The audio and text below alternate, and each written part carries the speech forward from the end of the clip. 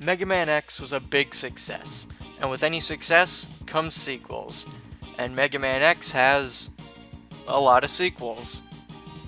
MegaMan X2 was the first of these sequels, coming out a year later on December 16th, 1995 in Japan, with American audiences seeing the game next month, and Europe getting it way later in October. The development team of X2 was comprised of both newcomers and returning developers from the original, namely Keiji Inafune as artist and story writer, Sho Suge and Yoshihisa Suda as graphics designers, Okuro Fujiwara as the producer, and Yuki Iwai as a composer. X2 was also the first game to utilize Capcom's CX4 graphics chip in the cartridge. This, of course, resulted in the game's market value being much higher than many other games at the time, so you can expect even higher prices on eBay nowadays. But the chip does allow the game to display wireframe models, which I guess were cool at the time, but they look kind of forced these days. Not too bad though, I'd say. But enough history. Let's start the game! 6 months after Sigma was defeated at the hands of X, he and a new wave of Maverick Hunters are still dealing with Sigma's followers? What is this, a cult? In any event, with information acquired by X and Dr. Kane, the Maverick Hunters finally managed to track down the last of the Maverick's Reploid factories. Little do they know, this is only the beginning, but never mind any of that because this music is fantastic!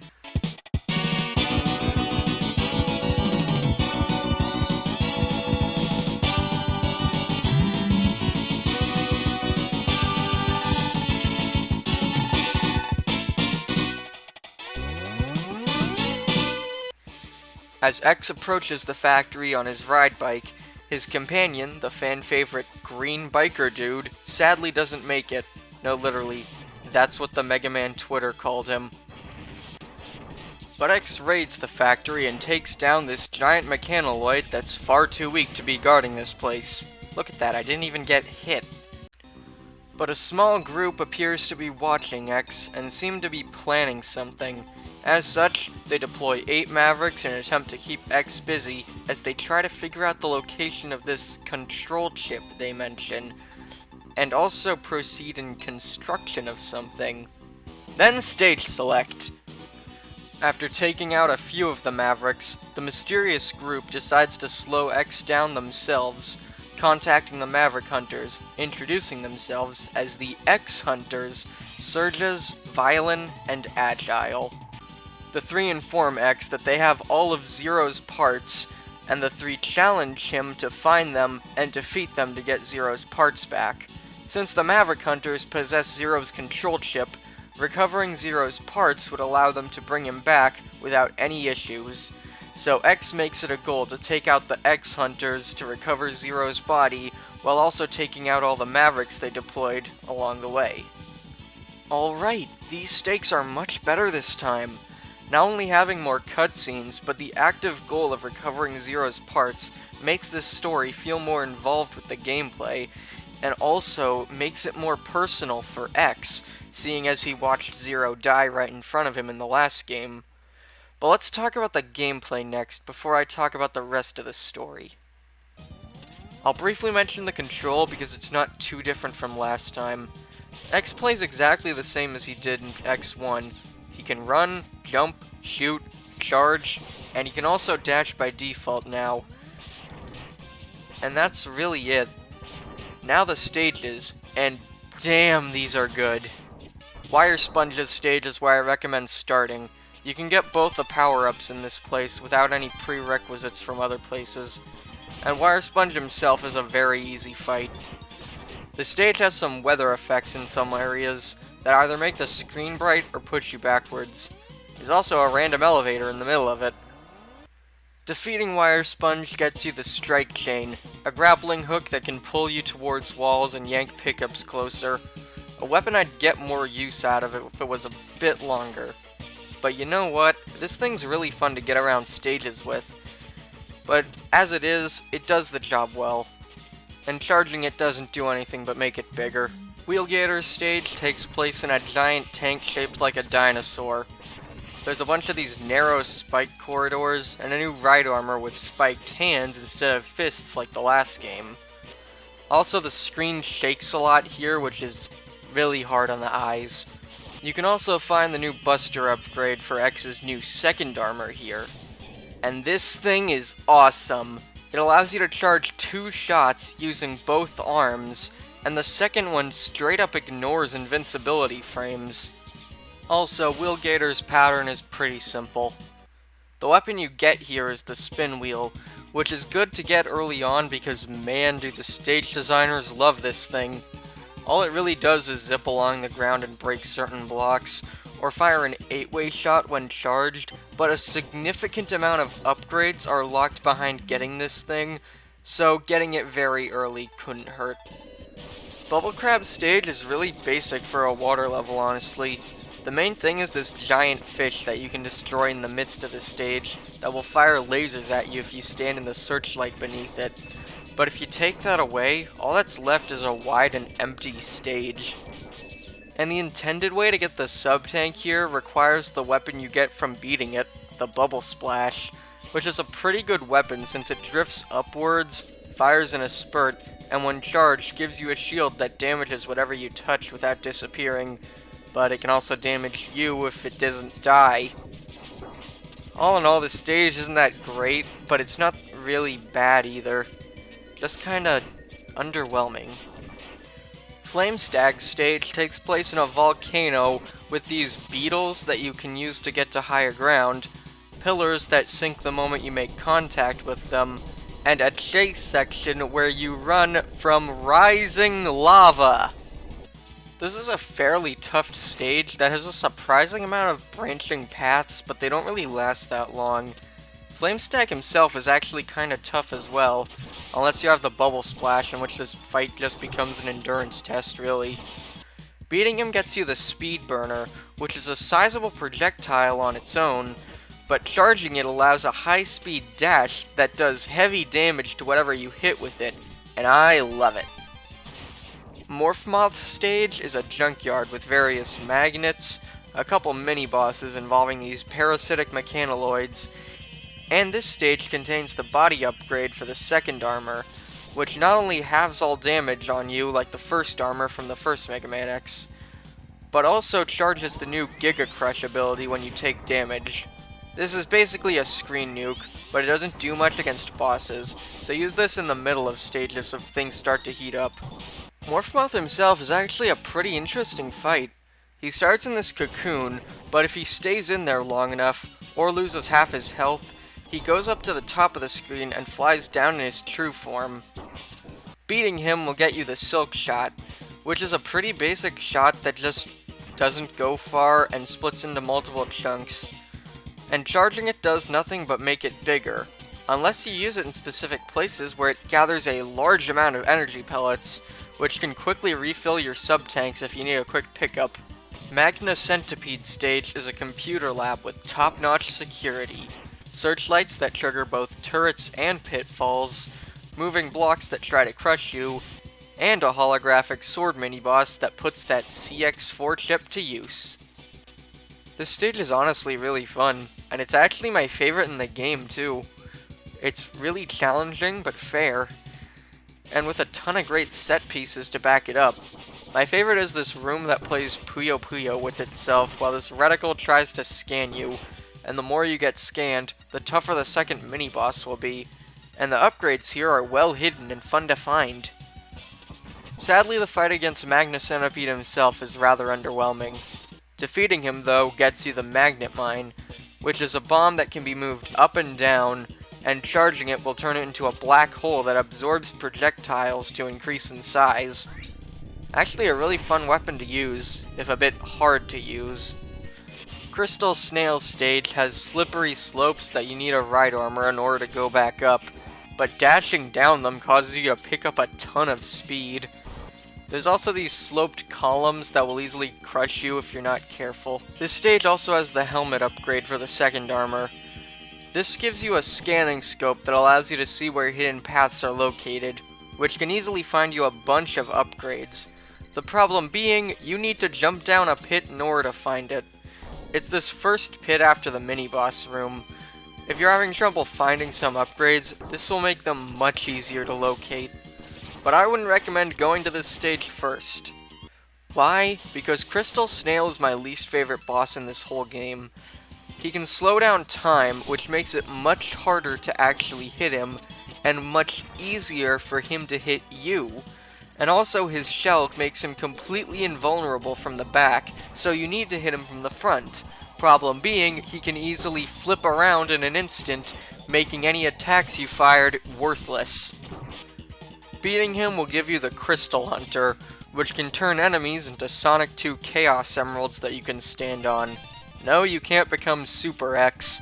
Instead, you can slow down time, but it also slows you down. Does make some Crusher sections easy though. Lastly, Overdrive Ostrich's stage is very straightforward. It uses the new ride bikes, so it's really flat and kind of boring if you're just going on foot. That and Overdrive Ostrich isn't that threatening as a boss, but this stage does contain the last part of the second armor, the leg upgrade, that allows X to air dash. Normally I get this upgrade early because of how good it is, and I have a reason to come to this stage without beating the boss, but I felt like challenging myself this time, and it was actually kind of fun.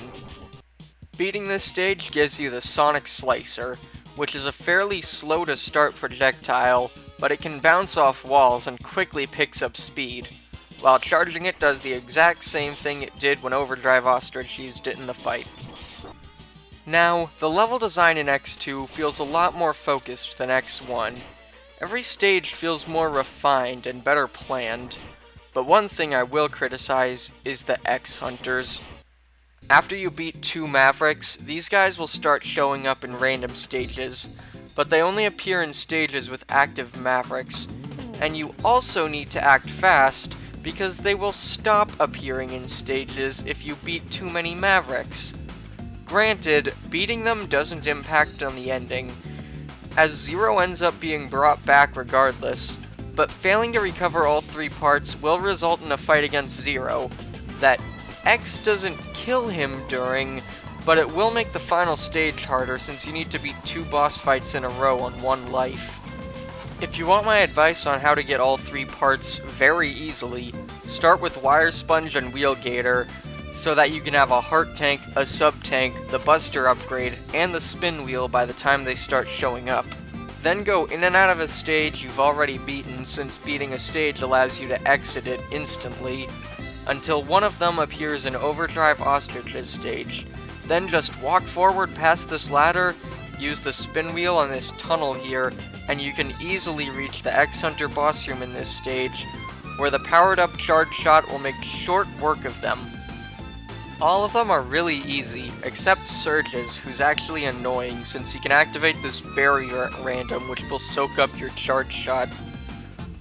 After you beat one of them, you die, go back to a different level until one shows up in Overdrive Ostrich's stage again, and then repeat the process until you've got all the parts. These guys do have weaknesses, but it's hard to reach them with these, since you have to plan an entire route around that, and the double Charge Shot does the job enough. Still could have done the system better, honestly. Alright, spoilers beyond this point. Here's a timestamp if you want to skip past them all. After defeating all 8 of the X-Hunters Mavericks, Dr. Kane manages to locate the X-Hunters base at the North Pole, in which X takes the fight to them directly, and these stages suck. The first one has these crushers that are far too tight that you'd need to know the shape ahead of time, and the boss is just the same fight with Violent again, with a couple of blocks added that he shuffles around sometimes.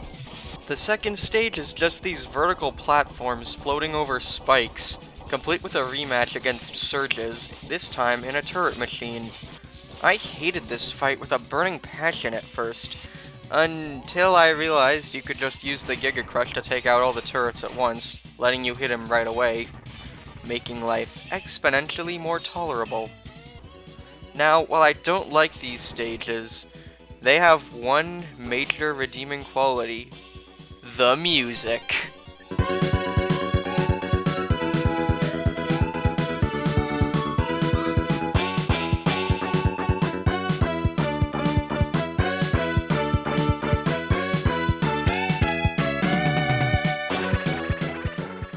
third stage is kinda confusing. It's mostly spikes and relies on these moving platforms in the Crystal Hunter for you to get around. This stage also has a follow-up to the Hadouken secret that I tried to hide from X1. I actually stumbled upon this one by complete accident in this playthrough. You need to get every upgrade in the game for this item to appear, but it grants X the Shoryuken from Street Fighter, and it owns everything. And I mean everything. Oh, and this stage ends with a rematch against Agile where he is pathetically easy. Especially with his weakness. Well, that was a stage. The fourth stage, however, is just a boss rush. Unlike how X1 went the Mega Man 1 route and had you refight bosses throughout the Fortress stages, we instead get the Mega Man 2 and Beyond route, and yes, this stuck around. After the boss rush, it turns out the X Hunters were led by the returning Sigma, who challenges X to come play with his, quote, new toy. X accepts and... this is just the first section of Magna Centipede stage.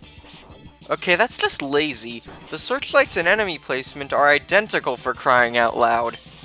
Granted, this is supposed to be where the X-Hunters were monitoring X, but whatever.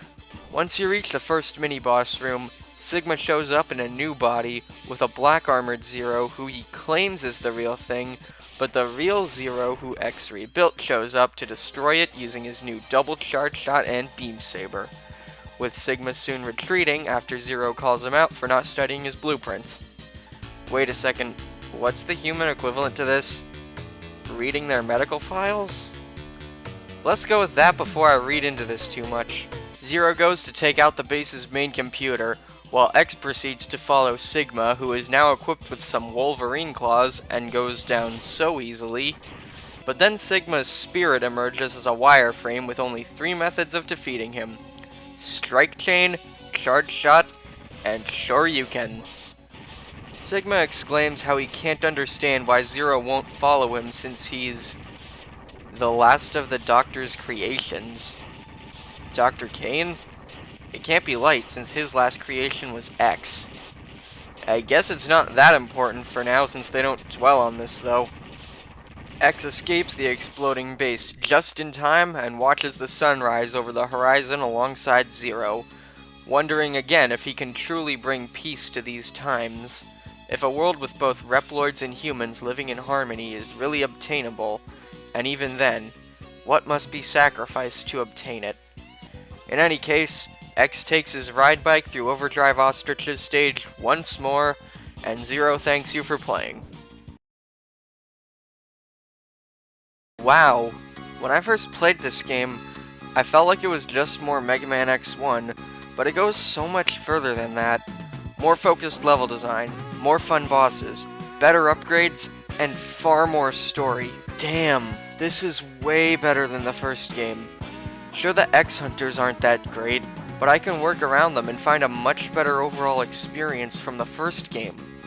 Now I'm excited to see what the next game has in store when I look at it with a critical eye. I'll see you all next time with Mega Man X3 for the SNES. See you all then.